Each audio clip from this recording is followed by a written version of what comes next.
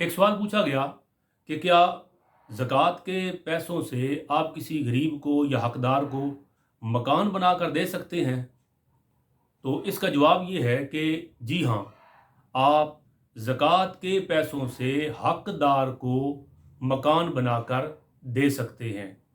بنیادی چیز یہ نشین رہے کہ جس کو آپ نے مکان بنا کر دینا ہے، یعنی زکوٰۃ کا پیسہ جس پہ خرچ کرنا ہے، وہ زکوٰۃ کا حقدار ہونا چاہیے۔ اور جو مکان بنا کے دینا ہے، یہ بنیادی ضروریات میں سے ہے۔ انسان کی جو بنیادی ضروریات ہیں، ضروریات زندگی ہیں، ان میں سے یہ ہے خوراک، ان میں لباس ہے، ان میں رہائش ہے، ان میں ذریعہ معاش روزگار ہے، ان میں تعلیم ہے، اس میں علاج ہے، اس میں انصاف ہے۔ یعنی اگر کسی بندے کو بنیادی ضروریات زندگی ہی میسر نہیں تو زکوٰۃ کا پیسہ آپ اس کو دے سکتے ہیں۔ اس کے پاس خوراک نہیں تو آپ ظاہر ہے زکوٰۃ کے پیسے سے اس کو خوراک دے سکتے ہیں۔ اس کے پاس لباس نہیں، اس کو آپ لباس لے کے دے سکتے ہیں۔ اس کے پاس رہائش نہیں، آپ اس کو رہائش بنا کے دے سکتے ہیں۔ اس کے پاس روزگار نہیں، زکوٰۃ کے پیسوں سے اس کے لیے کوئی چھوٹا موٹا کاروبار، بڑا جتنا میسر ہو، آپ اس کو روزگار اور کاروبار بنا کے دے سکتے ہیں۔ زکوٰۃ کے پیسے سے آپ غریب مسکین کو، حقدار کو تعلیم دلوا سکتے ہیں۔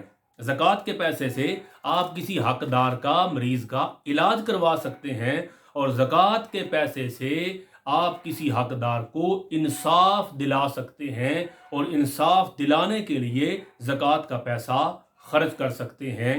تو پہلی بات، زکوٰۃ کے پیسے سے آپ حقدار کو مکان بنا کر دے سکتے ہیں۔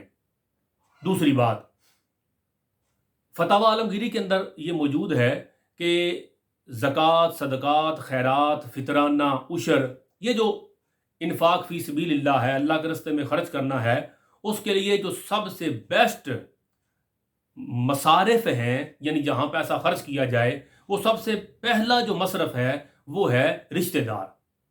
اگر آپ اللہ کے نام پر خرچ کرتے ہیں اور رشتہ دار پر خرچ کرتے ہیں تو شریعت کی روح سے آپ کو دوہرا ثواب ملتا ہے، ایک اللہ کے راستے میں خرچ کرنے کا، اور دوسرا رشتہ دار، خونی رشتہ دار کے ساتھ صلہ رحمی کا، یعنی رشتہ داروں کے ساتھ اچھا سلوک کرنے کا آپ کو ثواب ملتا ہے۔ تو رشتہ دار کو جب آپ زکوٰۃ، صدقات، خیرات، یعنی اس کی خدمت کرتے ہیں صدقات واجبہ سے، تو آپ کو دوہرا ثواب ملتا ہے۔ فتاوی عالمگیری میں ہے کہ زکوٰۃ، صدقات وغیرہ دینا ہو تو سب سے پہلے رشتہ دار کو دیں۔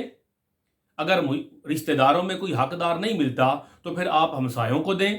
ہمسایوں میں بھی نہیں ملتا تو آپ احباب کو اور کلیگز کو دیں، جو آپ کے یار سجن ہیں اور جو آپ کے ساتھ مل کے کام کرتے ہیں، انہیں یہ اللہ کے نام پر خرچ کریں اور زکوٰۃ، صدقات کے پیسے انہیں آپ دیں۔ ان تینوں جگہ نہیں ملتا تو شہر کے اندر اور بستی کے اندر کسی اور بندے کو تلاش کریں۔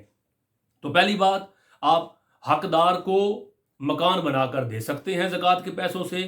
دوسری بات، وہ رشتہ داروں میں ہو تو بیسٹ ہے، وہ ہمسایوں میں ہو تو بیسٹ ہے، وہ آپ کے جاننے والوں میں ہو تو بیسٹ ہے۔ اور تیسری اور آخری بات یہ کہ جس کو بھی زکوٰۃ، صدقات، خیرات دیں، بہت اعلیٰ درجہ اور بیسٹ اور بڑی نیت یہ ہے کہ اس کو بتا کر نہ دیں کہ یہ زکوٰۃ کے پیسے آپ کو دے رہے ہیں۔ یعنی جو زکوٰۃ کا بنیادی کانسیپٹ ہے وہ یہی ہے نا کہ لوگوں کے عزت اور وقار کو بلند کیا جائے۔